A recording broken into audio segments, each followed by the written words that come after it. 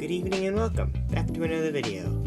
I'm Dennise, but you can call me Miss Fox. And today we'll be talking about the Outliners. What is the Outliners, you may be asking? Well, it's a short form series that me and a few other people have been developing right here on this channel. It's heavily based off of visual novels and lo-fi type vibes, but it's gone missing for a little while. Due to some stylistic and writing changes, we went on hiatus. And that's what we're going to be here to talk about. Just general stylistic changes and, general DevLog stuff. While also giving context to what the Outliners is as a whole. But first, we should probably get, in theme, right? There we go. Let's get started. So the Outliners takes place in Purgatory. Not like a place called Purgatory, the Purgatory. The infinite limbo.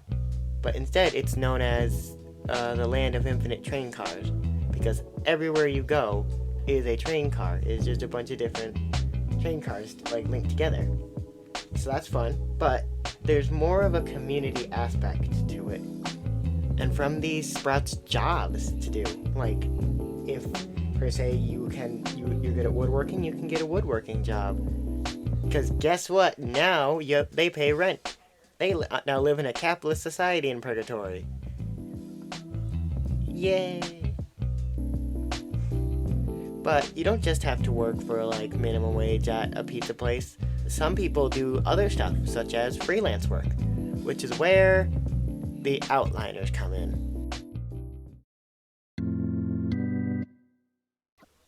So, all the Outliners are very different and very unique in their own separate ways, so we'll go over them individually.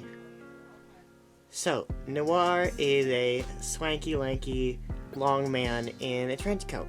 He is the group-appointed leader of the Outliners. He accepts the jobs, he's the one that chooses what they do, and he's just kind of an all-around man. He's there for the whole team. He also can technically read minds, but he never does, except for with one person. But that leads us to getting into Jackie, Noir's younger sister. She doesn't really have a mouth, so she can't really talk. But Noir, with his all-seeing eye, as it's known as, he can read what she's thinking. Jackie is generally the more bubbly type. She's very optimistic about pretty much everything that happens. But that leads to pretty much her polar opposite, Mohammed, the Purgatory pup. Yeah, he's pretty pessimistic. He likes to think he's a realist, but he's not. He's rude and he can be pretty brash, but that's what the rest of the team is there for, to pick him back up and also call him out. Someone who's really good at calling out Mohammed on his bull would be Sai, the mechanical behemoth. He's the actual realist of the group, making sure to call it as he sees it. And finally, we have the rowdiest of the group, Iris. She is definitely the party girl. She can only speak through barks, and best way to explain that without getting into all of it here is Full Metal Alchemist Brotherhood, episode 7 of season 1. If you know, you know. Well, now that you know the setting and the Outliners as people, why don't we discuss where it's all going, and also the stylistic changes we've made. Let's start with the stylistic changes. So, to any of you who have seen the old trailer, you'll know that this is what it used to look like. And wow, that certainly is a stylistic choice, I guess.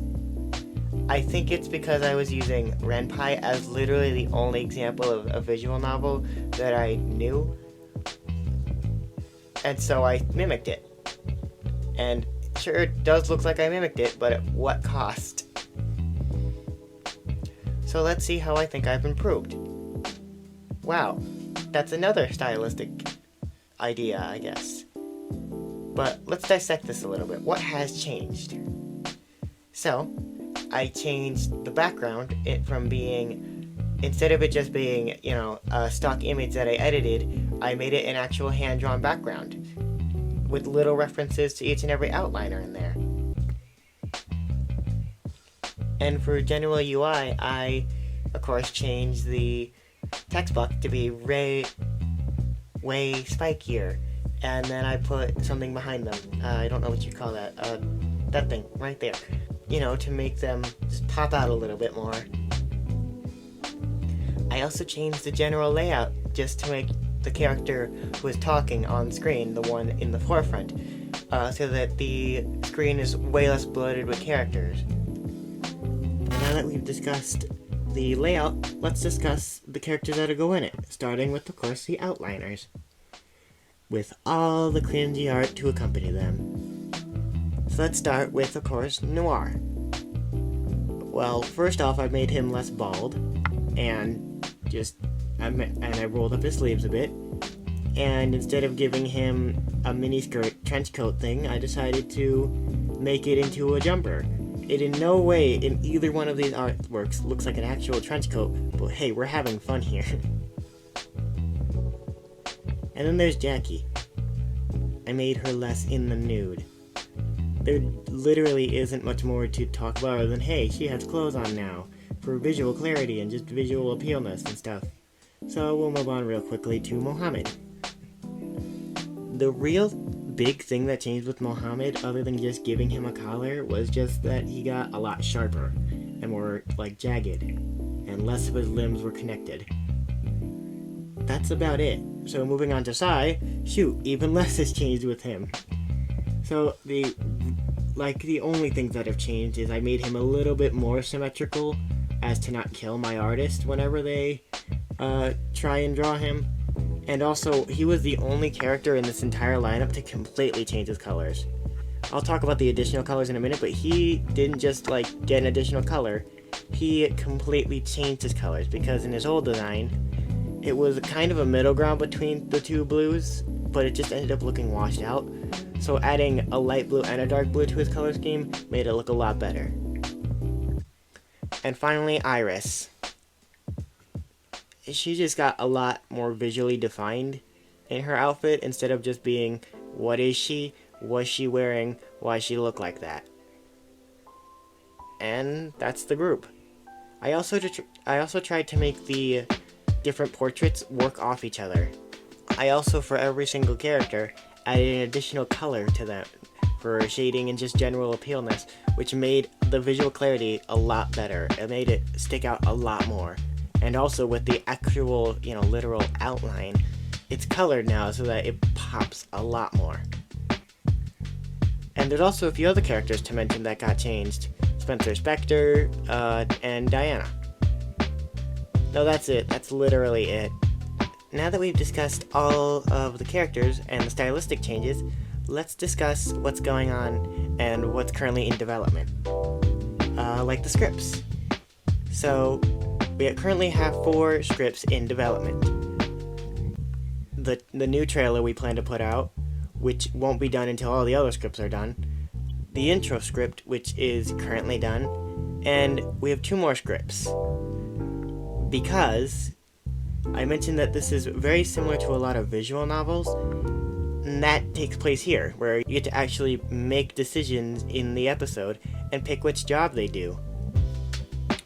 So after the intro script, which is already finished, you have 2 options, being Rogue Reaper, which that script is also already finished, and The Cranky Chimera, which is still under development. But that's what this series is for. It's here for us to give you updates and communicate with you guys and show off what we're doing, and it's here for you guys to ask questions and just kind of talk about what you like and what you dislike. And this series is going to be kind of off the cuff and rambly, so I hope you guys are okay with that. Oh, thank you guys so much for watching. Rest well.